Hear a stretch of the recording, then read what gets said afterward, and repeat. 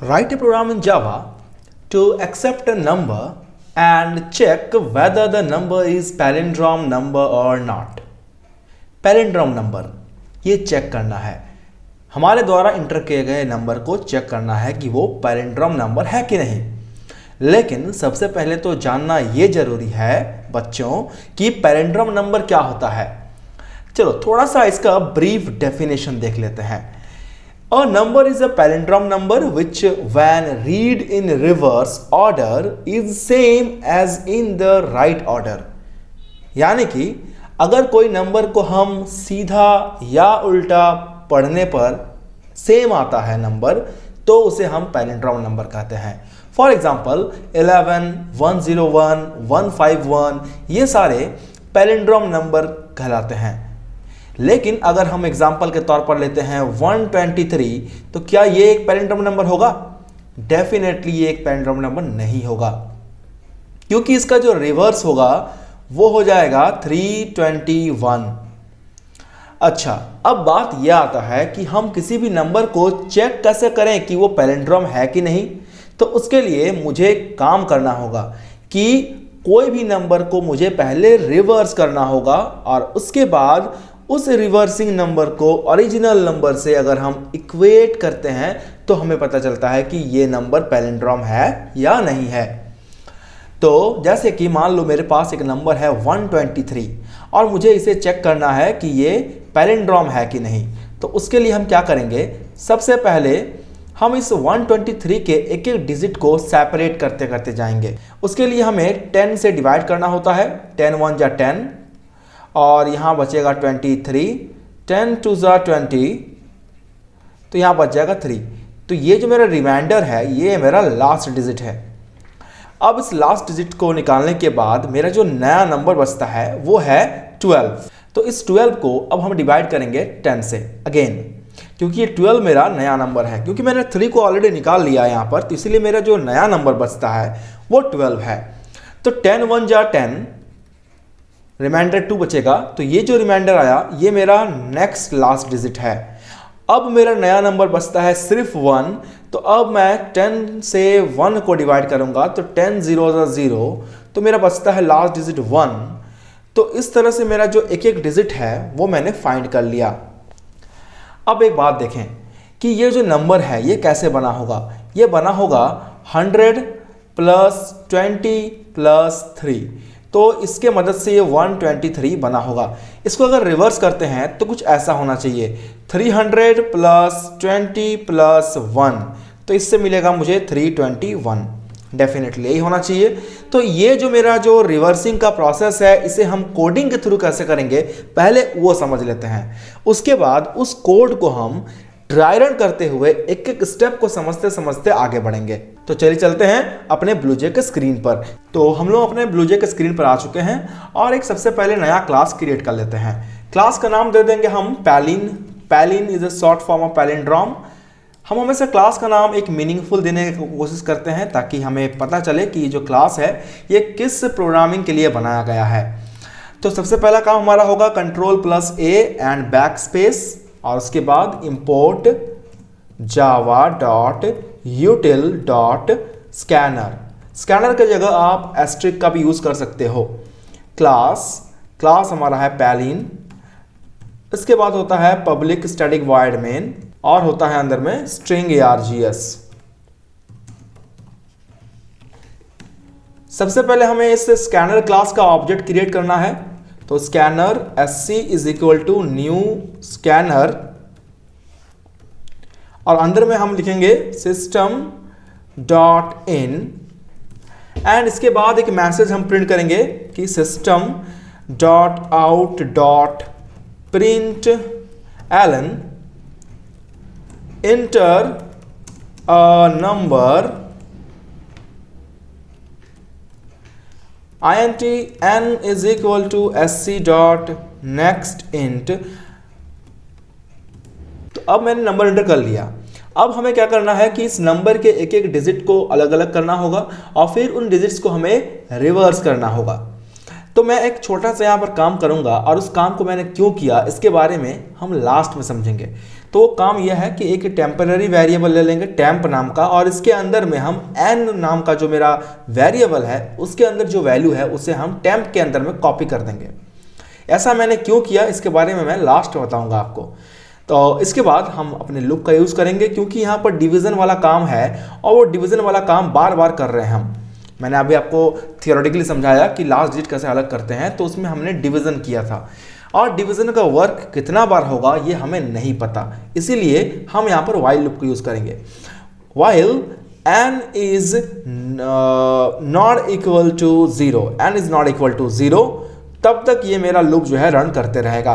और कुछ वेरिएबल्स हमें चाहिए होंगे तो उस वेरिएबल को हम यहाँ पर डिक्लेयर कर देंगे। जैसे कि मुझे चाहिए होगा इंटीजर टाइप का वेरिएबल r, रिमाइंडर फाइंड करने के लिए, रिवर्स के लिए rev नाम का वेरिएबल। तो ये दोनों वेरिएबल डिक्लेयर करने के बाद रिवर्स के अंदर हम स्टोर कर देंगे इनिशियली 0, ठीक है। और यहाँ पर हम r फाइंड करेंगे, यानी कि last digit. r is the variable which can store last digit. So r is equal to n mod 10। जो भी मेरा 10 से डिवाइड करने के बाद रिमाइंडर आएगा वही मेरा लास्ट डिजिट है जो कि r के अंदर में स्टोर होगा।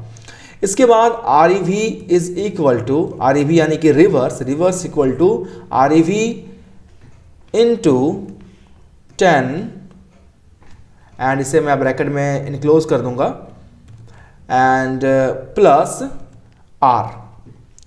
ये कोडिंग मैंने क्यों किया इसके बारे में समझेंगे ड्राई रन में। और इसके बाद मेरा जो नया नंबर होगा वो होगा n इक्वल टू n/10, यानी कि जो मेरा डिवाइड करने के बाद क्वेश्चन आता है वही मेरा न्यू नंबर होता है, इसीलिए ये कोड मैंने लिखा है यहाँ पर। और इतना करने के बाद हमारा जो वाइल लूप का काम है वो खत्म हो जाता है। इसके बाद हम करेंगे if temp double equal to rev। तो बोलोगे सर आपने टेम्प के साथ रिवर्स को क्यों इक्वेट किया, आप तो n के साथ करने वाले थे ना। तो बिल्कुल हमको ओरिजिनल नंबर के साथ ही इस रिवर्सिंग नंबर को इक्वेट करना था कि दोनों इक्वल है कि नहीं, लेकिन यहाँ पर एक प्रॉब्लम है, और वो प्रॉब्लम क्या है ड्राई रन में समझेंगे, ठीक है। फिलहाल इस कोड को आगे बढ़ाते हैं, और अगर ये दोनों ही इक्वेट हो जाता है तो हम एक मैसेज प्रिंट कर देंगे system.out.println और लिखेंगे yes the number is palindrome number, all right. और अगर ऐसा इक्वेट नहीं होता है दोनों टेम्प और rev, तो हम प्रिंट करने वाले हैं एल्स दे करके नॉट अ पैलिंड्रोम नंबर, या ऐसा लिख सकते हैं know the number is not a palindrome number. Fine, इतना हमारा कोडिंग है। और इसके बाद हम इस प्रोग्राम को कंपाइल करेंगे। कंपाइल करने के बाद मुझे कोई एरर नहीं मिल रहा है यहाँ पर, और हम इसे क्लोज करते हैं और इसे हम रन करते हैं। तो जब रन करेंगे इसे हम, तो सबसे पहले मेरे स्क्रीन पे एक मैसेज आएगा इंटर अ नंबर। तो सपोज मैं 1 2 3 टाइप करता हूँ तो लिखता है कि know the number is not a palindrome number, लेकिन मुझे यहाँ पर यह पता नहीं चल रहा है कि मेरा नंबर का रिवर्सिंग क्या है। तो चलो उस नंबर के रिवर्सिंग को भी हम यहाँ पर प्रिंट कर ही देते हैं। इसके बाद अगर हम प्रिंट कर देंगे यहाँ पर कि रिवर्सिंग नंबर इक्वल टू, वह हम यहाँ लिख देते हैं कि reversing number is equal two plus rev, तो मुझे ये भी पता चल जाएगा कि मेरा रिवर्सिंग नंबर क्या है और ओरिजिनल नंबर क्या है। चलो रन करते हैं इसे हम। तो 1 2 3 that is my number, and ये देखो रिवर्सिंग नंबर पहले 3 मिला, फिर 3 2 मिला, और देखो इसके बाद 3 2 1 मिल गया। एक एक स्टेप मुझे समझ में आ रहा था यहाँ पर एकदम इजीली। और ये मेरा ओरिजिनल नंबर है, ये मेरा रिवर्सिंग नंबर है, डेफिनेटली दोनों इक्वल नहीं है, तो ये एक पैलिंड्रोम नंबर नहीं होगा। लेकिन एक पैलिंड्रोम नंबर लेके देखते हैं, जैसे कि हमारा पैलिंड्रोम नंबर है 101। तो ये देखो yes the number is palindrome number, क्योंकि पहले 1 मिला, फिर 10 मिला, फिर 101 मिला, और ये 101 और ये 101 डेफिनेटली दोनों इक्वल है, इसलिए ये एक पैलिंड्रोम नंबर होगा। चलो अब से हम ड्राई रन करते हैं और समझने का कोशिश करते हैं कि इसके एक एक स्टेप एग्जीक्यूट कैसे कर रहे हैं, और एक एक वेरिएबल का यूज क्यों हो रहा है, और किस जगह पर कौन सा कोड कैसे काम कर रहा है। तो देखो सबसे पहले हमें एक नंबर एंटर करने के लिए बोला गया है, तो चलो एक नंबर एंटर कर लेते हैं। और वो नंबर सपोज कर लो कि हमने वही जो नंबर अभी लिया था 123, यही नंबर हमने लिया है। इसके बाद मैंने एक टेम्पररी वेरिएबल लिया यहाँ पर और इस वेरिएबल के अंदर में n के वैल्यू को स्टोर कर दिया। ऐसा मैंने क्यों किया मैं आगे आपको दिखाऊंगा। temp इक्वल टू 123 मैंने स्टोर कर दिया और कुछ वेरिएबल हमने लिया है, जैसे कि एक वेरिएबल हमारे पास r है और एक वेरिएबल हमारे पास रिवर्स नाम का है, उसको मैंने शॉर्ट में rev लिखा है, जिसका वैल्यू शुरू में इनिशियलाइज किया मैंने 0 के साथ। सबसे पहले मेरा वाइल लूप एग्जीक्यूट करेगा और वाइल लूप के अंदर में हम लिख रहे हैं कि n का वैल्यू क्या नॉट इक्वल 0 है, तो n का वैल्यू डेफिनेटली 123 है, ये तो नॉट इक्वल 0 है, ये कंडीशन मेरा सही है। तो मेरा जो कंट्रोल है वो सबसे पहले इस वाले स्टेटमेंट के पास आएगा, यानी कि r equal to n mod 10। तो ये कैसे वर्क करेगा, देखो सबसे पहले ये 10 से डिवाइड होगा और 10 से डिवाइड होने के बाद 10 1 जा 10, 2 3, 10 2 जा 20, तो ये जो रिमाइंडर है ये मेरा r के अंदर में स्टोर हो जाएगा, यानी कि इनिशियली मेरे पास क्या आएगा r के अंदर में 3 आएगा और फिर मेरा कंट्रोल आएगा इस वाले स्टेटमेंट के पास, यानी कि rev के पास। तो rev इक्वल टू है rev इंटू यानी कि 0 इंटू 10 प्लस r का वैल्यू 3 है, दैट मीन्स 0 प्लस 3, तो सबसे पहले मुझे मिलेगा 3। चलो यहाँ तक कोई दिक्कत नहीं है। इसके बाद मैं यहाँ पर खुद से प्रिंट कर रहा था कि जो रिवर्स वैल्यू है वो क्या होगा, ये चाहो तो प्रिंट कर भी सकते हो या तो नहीं भी प्रिंट कर सकते हो, कोई दिक्कत नहीं है इसमें, है ना, तो ये ऑप्शनल है। इसके बाद मुझे नया नंबर फाइंड करना होगा कि मेरा जो ये लास्ट डिजिट निकल चुका है इसके बाद मेरा नया नंबर कौन सा है। तो मैंने तुमको पहले ही बताया कि नया नंबर जो होता है ना वो इसका क्वेश्चन होता है, क्वेश्चन ही इसका नया नंबर है। तो ये क्वेश्चन कैसे फाइंड करते हैं हम लोग, तो क्वेश्चन फाइंड करने के लिए मेरे पास स्लैश नाम का ऑपरेटर है। तो ये स्लैश जो है ये क्या करेगा, ये करेगा 123/10, यानी कि मेरा क्वेश्चन को फाइंड करवाएगा। क्वेश्चन मेरा 12 है, तो मेरा जो n है उसके अंदर में 12 आ गया। ठीक है, देखो n का वैल्यू पहले 123 था लेकिन अब 12 हो गया। n का वैल्यू चेंज हुआ कि नहीं हुआ, डेफिनेटली n का वैल्यू चेंज हुआ। इसी के चलते मैंने इस n को सेव रखने के लिए मैंने टेम्प के अंदर में स्टोर कर दिया, ताकि मेरा n जो है ना वो देखना एक टाइम ऐसा आएगा जब n का वैल्यू 0 हो जाएगा, और अगर n का वैल्यू 0 हो गया तो हम अपने रिवर्सिंग नंबर को किससे कंपेयर करेंगे। इसीलिए मैंने इस n को सबसे पहले इस टेम्प नाम के टेम्पररी वेरिएबल में स्टोर कर दिया। जरूरी नहीं कि तुम टेम्प लो या तुम ABC कुछ भी ले सकते हो, कोई जरूरी नहीं है कि टेम्प लेना होगा। ठीक है, ओके। इसके बाद कंट्रोल मेरा इसके पास आएगा और ये भेज देगा कंट्रोल को वाइल लूप के पास। चलो हम लोग दोबारा जाते हैं वाइल लूप के पास। तो यहाँ वाइल लूप में आने के बाद मुझे मिलेगा n is not equal to 0, तो n का वैल्यू 12 है, पहले 123 था लेकिन अब 12 है, तो 12 is not equal to 0, definitely ये तो सही है भाई, कोई दिक्कत नहीं है। मेरा कंट्रोल आ जाएगा इस r के पास, तो हो जाएगा r इक्वल टू n का वैल्यू 12 है, 12 मोड 10, कितना आएगा जल्दी से बोलो। तो भाई 10 से 12 को डिवाइड करने पर 10 1 जा 10, तो जो मेरा रिमाइंडर है सर वो तो r यानी कि 2 आ जा रहा r के अंदर में, कोई दिक्कत नहीं है। चलो इसके बाद आते हैं, फिर से कंट्रोल मेरा आएगा नेक्स्ट लाइन में, यानी कि rev के पास, तो rev equal to rev into 10, तो rev के अंदर में मेरा लास्ट था 3, तो यानी कि 3 इंटू 10 एंड प्लस r का वैल्यू कितना है, तो r का वैल्यू 2 है, तो 3 10 जा 30 प्लस 2 हो जाएगा 32। ऑल राइट, कोई दिक्कत नहीं है। चलिए अगला हमारा है, ये तो स्टेटमेंट ऑप्शनल है। इसके बाद मेरा मेन स्टेटमेंट है n इक्वल टू n/10, तो n का वैल्यू है मेरा 2। देखो ये जो मेरा है ना ये मेरा अब नया n होगा, तो मेरा फिलहाल पहले वाला n कितना है, पहले वाला n मेरा 12 है /10, इससे मुझे 1 जो है ये मेरा नया नंबर होगा डेफिनेटली, क्योंकि ये स्लैश साइन जो है ना ये इसके क्वेश्चन को फाइंड करवाएगा और उसको n के अंदर में स्टोर करवाएगा।